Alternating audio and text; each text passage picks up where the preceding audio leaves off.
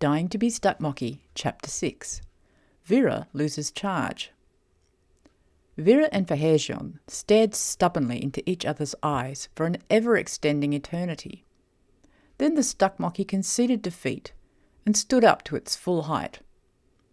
I am sure a gladiator will have no objection to living amongst a clan of Stuckmocky. Think of the sport. Vira's scrunched face expressed her doubts. Well, we're just going to have to convert him to a more civilized view before we get there, aren't we? Once again, she'd had the feeling of being laid bare before Fahyrjeon's intense stare and was trying to recompose herself. She turned to face the three frozen men some distance behind her and considered the problem that Mirrin represented. He's not at all the way I imagined him, she concluded out loud. Who'd have thought a fearless gladiator would be such a diva? She shook her head in disbelief as she approached him. A very dedicated diva, though. She raised her console and examined it for a moment while she considered her options. Her gaze was drawn to the battery charge display and her eyes widened. Oh no. She immediately reached over and wrenched the sacrificial knife from Mirren's grip, sliding it across the floor into a darkened corner. This is going to have to be a rapid and heartfelt conversion. Come on, she commanded the Stuckmocky over her shoulder. Vira scurried out of the darkened room into the antechamber beyond, soon followed by a satisfied-looking Fahyrjeon. What are we looking for? It asked, as it watched Vira ransacking her way around the room. Your swords. We have to find them before the magic wears off. I knew it was magic, Fahyrjeon rumbled complacently, as it joined in turning over cushions and mats. But I don't think the acolyte would have hidden the swords, would he? Especially under a carpet? Vira stood up. No, of course not. You're quite right. But where are they then? We have to find them before Mirrin... She turned towards the inner chamber and was met by the sight of a somewhat dazed gladiator standing in the doorway with the stubby holder perched upside down on his head like a miniature fez. She heard a deep, rhythmic gurgling noise behind her, and immediately knew why it had taken Fahyrjeon some extra seconds to join her in the antechamber. As Mirrin reached up to discover the source of the odd sensation on his head, Vira's eyes at last met with the sight of a shining hilt, poking out of a large, ornate vase, previously hidden from her view by a column. She edged surreptitiously over to the vase as she spoke. Mirrin, it's time we were going. I don't think our presence here will be tolerated much longer after the little show we just put on. Hopefully the crowd has dispersed by now, but even if they haven't, we need to be on our way. Mirrin clutched his prized piece of iconography and eyed Fahyrjeon suspiciously as he spoke. Did the cowardly Stuckmocky harm you when he took you hostage? Not as much as you did, noted Vira, as she reached the vase and retrieved the two swords, avoiding using her wounded arm. Which is why I'll be in charge of these from now on. Mirrin did not look impressed at the prospect, but knew better than to argue with the magic console in Vira's possession. She managed to clumsily strap the two swords to herself, one on either side, with the belt of her costume.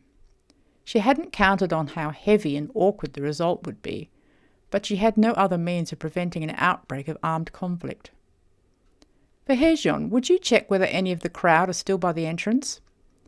The Stuckmocky shuffled reluctantly out of sight, while casting warning glances over its shoulder at the gladiator, who returned the gesture. Why are you so determined to prevent me putting an end to that creature's insolence? Sulked Mirrin. Vira sighed. She knew the recent development in her relationship with Fahyrjeon wasn't going to go down well with Mirrin. Couldn't you let go of the notion of combat for just a little while? This isn't the time or place for killing, she almost shouted. She grimaced as the priest and acolyte emerged from the inner chamber, carrying the sacrificial knife and bowl. At the sight of Vira and Mirrin, they both frowned disapprovingly, then disappeared haughtily down a passageway. It is more than my life is worth to fail to kill that beast, Mirrin responded. Really, how can your gladiator's honour be so important? Vira blurted. Mirrin dropped his gaze and his eyes darted evasively around the room. Vira opened her mouth to inquire further, but Fahyrjeon reappeared at her side. "There's only a few of the crowd left outside," it reported. "The angrier and more determined members of the audience, I imagine. They didn't seem particularly excited to catch a glimpse of me, so I assume," it said, catching Mirren's eye, "they're saving their enthusiasm for their hero." Mirren stared at his sword dangling from Vira's waist. "If you return my blade, no amount of hostility will prove an obstacle." His eyes flicked across to meet the Stuckmocky's. "From anyone." "Right, I've had enough," said Vira, stepping forward to intervene. However, in the process, she managed to get both swords tangled between her legs and toppled in a heap on the floor. Fahyrjeon immediately leaped forward to rescue her. In its enthusiasm, it lifted her so high off the floor, her head got tangled in the chain of an overhead oil lamp, this one fortunately unlit. "Fahyrjeon, get me out of this bloody candelabra!" "I think you'll find it's a chandelier, by virtue of the fact it's hanging from the ceiling," corrected the Stuckmocky, as it reached up with one hand to loosen Vira's tangled hair. While held close to the furry chest, Vira caught Fahyrjeon's eye and whispered searchingly, "Do you have to do whatever I ask of you? Because of the weird shaft or whatever it's called?" The Stuckmocky's eyes immediately moistened again at the oblique mention of weyrshofft, and it stopped tugging at Vira's hair to gaze solemnly at her.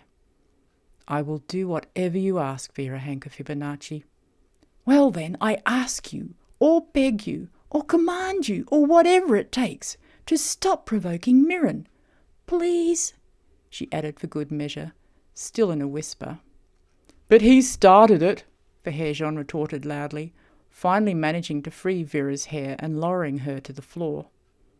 "Remember the little matter of me being dragged against my will into an arena, having a sword thrust into my hand, and being coerced into fighting for my life?"